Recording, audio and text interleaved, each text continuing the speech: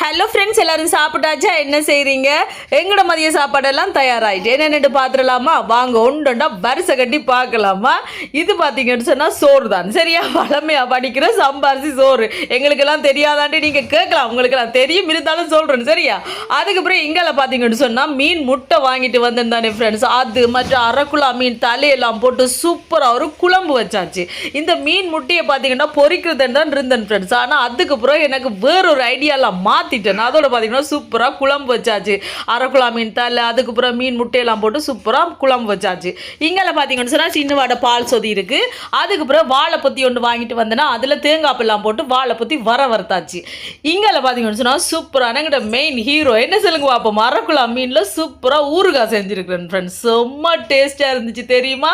அரைக்குலா மீன் ஊறுகாய் இவ்வளோ தான் இன்றைக்கு எங்கள்ட மதிய சாப்பாடு. ஓகே ஃப்ரெண்ட்ஸ், வீடியோ பிடிச்சிருந்தா மறக்காம சேனலை சப்ஸ்கிரைப் பண்ணுங்க.